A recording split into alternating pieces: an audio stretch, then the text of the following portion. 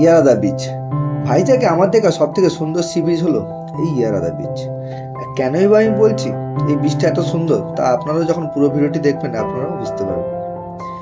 কারণ বিশাখাপত্তনম শহর থেকে কিছুটা দূরে শহরে কোলাল ছেড়ে যখন আপনি এই পাহাড়ে আঁকা বাঁকা রাস্তাতে যাওয়া শুরু করবেন, তখনই নজর কাড়বে এই সুন্দর দৃশ্য, যেখানে আপনি দেখতে পাবেন বড় বড় গাছের সারি এবং তার মাঝখান দিয়ে চলে যাবে এই সুন্দর রাস্তার সৌন্দর্য আপনাকে অবশ্যই মুগ্ধ করবে।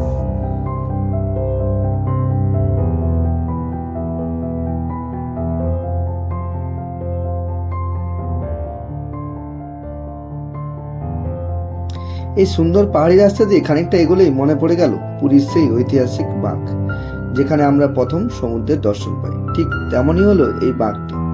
এই বাঁকটাই ঘুরলেই প্রথম আপনি দেখতে পাবেন ওই যে দূরে পাহাড়ের কোলে অবস্থিত বিচ, ওটাই হলো ইয়ারাদা বিচ। তো চলুন দুই দিকের প্রাকৃতিক সৌন্দর্য দেখতে দেখতে আমরা এগিয়ে চলি ওই বিচের দিকে। তারপর বিচে গিয়ে বাকি কথা হচ্ছে।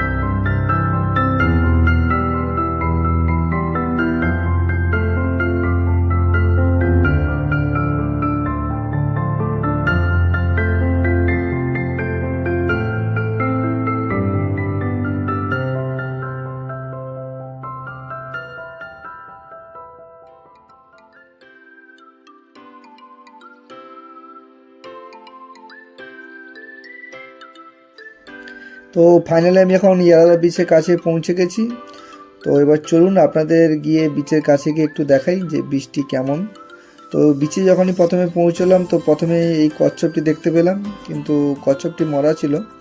তো যাই হোক, তো বীজটি এতটাই নিরিবিলি, তাই এরাও জানে যে কোন জায়গাটা নিরিবিলি বা নিরাপদ, সেই জন্য এদেরকে এখানে দেখা যায়। তো এরপর যে সুন্দর জায়গাটি আপনার দেখাচ্ছে, চলুন দেখুন যে এই জায়গাটি কতটা সুন্দর। এই জায়গাটি দেখতে পাচ্ছেন কতটা সুন্দর একটা অ্যাডভেঞ্চারাস জায়গা, যেখানে আপনি একটি পুরো বিকাল কাটিয়ে ফেলতে পারবেন আপনার প্রিয়জনের সঙ্গে।